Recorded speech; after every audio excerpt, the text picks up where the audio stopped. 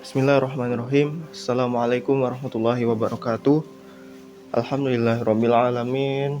Shalatu wassalamu ala asrofil anbiya wal mursalin Sayyidina Muhammadin wa ala alihi wa sahbihi ajma'in.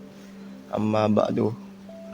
Alhamdulillah, puji syukur atas kehadirat Allah Subhanahu wa taala yang telah memberikan kita nikmat iman, Islam hingga nikmat kesehatan, sehingga pada kali ini kita dapat mendengarkan, atau dari saya dapat menyelesaikan salah satu tugas yang diberikan, yaitu membuat video terkait dengan mata kuliah bimbingan konseling.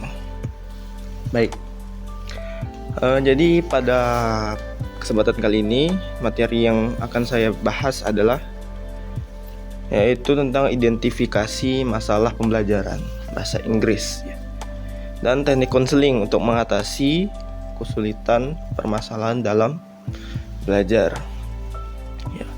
Oke, baik, untuk pertama-tama kita mulai dari yang masalah yang bisa dibilang sering sekali terjadi terhadap siswa, apalagi itu saat belajar bahasa Inggris. Banyak dari siswa atau mahasiswa merasa kesulitan dalam berbagai macam aspek, seperti yang dari basic-basicnya itu seperti basic speaking, writing pengucapan, tata bahasanya atau grammar kosakata, dan juga dari dalam memahami isi materi bahasa Inggris.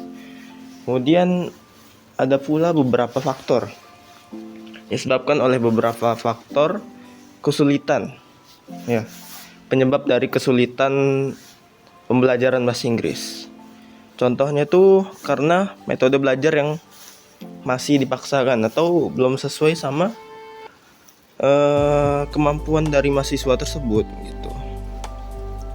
Jadi seperti dari internal dari diri sendiri, bisa dari lingkungan, ataupun motivasi belajarnya yang rendah, bisa dibilang tidak ada semangat untuk belajar.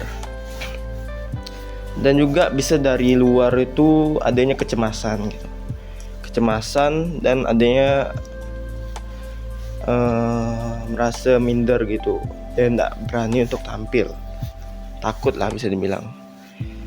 Kemudian bagaimana sih biar kita bisa membantu mahasiswa mengatasi masalah-masalah tersebut? Disinilah nih peran daripada teknik konseling yang telah kita pelajari biasa di kelas Jadi yang pertama itu yang saya ketahui dari guru-guru saya, yaitu mendengarkan secara aktif. Jadi maksudnya itu ketika ada yang dibingungkan kita nggak cuma mendengarkan dan menyimak, tapi ada yang kita ungkapkan juga dari pembelajaran telah diberikan. Kemudian kita juga harus ada hubungan. Kita harus bangun hubungan yang baik dan penuh kepercayaan dengan siswa itu.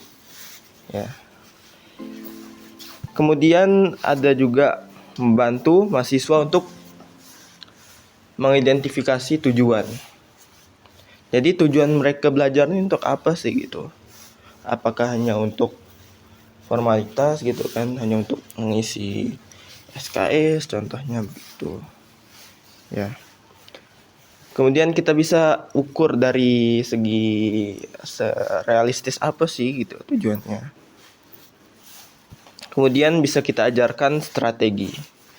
Jadi strategi seperti apa yang agar mahasiswa ini nyaman untuk belajar, biar bisa efektif juga. Seperti contohnya, bagaimana cara siswa tersebut mengatur waktunya untuk belajar. Terus juga ada manajemen dari pembelajaran, membuat perencanaan bisa dibilang. Kemudian dari mana gitu, sumbernya mereka belajar ini dari mana. Itu yang harus diajarkan dari segi strategi. Terus juga ada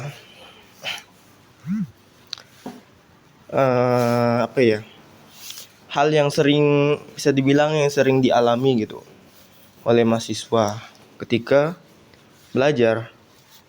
Nah, seperti yang tadi dijelaskan gitu kan, kecemasan, ketakutan. Nah, untuk mengatasi hal-hal tersebut bisa dengan apa?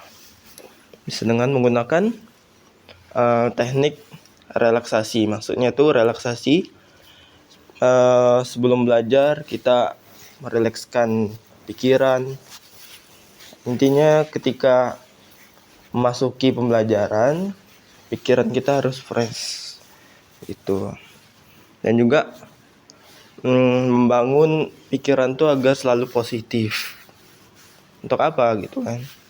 Untuk membangun mindset gitu dari siswa agar percaya diri. Oke, itu dari strategi, permasalahan, dan solusi.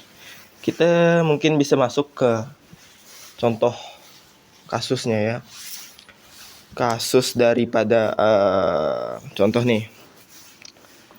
Ada mahasiswa gitu atau siswa yang kesulitan dalam belajar, dalam tata bahasanya. Ternyata kita bisa identifikasi gitu kan. Penyebabnya itu adalah kurangnya latihan dari siswa tersebut. Dan metode belajarnya yang tadi telah disebutkan dari strategi ya kan. Metode mereka belajar ini yang kurang sesuai.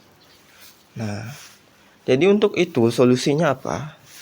Solusinya dengan memberikan pelatihan agar melatih siswa yang kurang gitu dalam berbahasa itu bisa terbiasa gitu untuk menggunakan tata bahasa yang baik. Nah, oke, itu salah satu contoh kasusnya aja. Oke, kita masuk langsung ke kesimpulannya. Jadi untuk kesimpulan, konseling itu terbukti efektif untuk membangun siswa gitu, agar meningkatkan prestasi, agar siswa ini berprestasi dan termotivasi dalam hal apa? Dalam hal belajar ya. Dengan pendekatan yang tepat, siswa bisa lebih percaya diri, lebih semangat, dan mampu mengatasi kecemasan dalam belajar. Oke, mungkin itu saja yang dapat saya sampaikan ya. Kurang lebihnya saya mohon maaf. Billahi taufiq wal hidayah. Wassalamualaikum warahmatullahi wabarakatuh.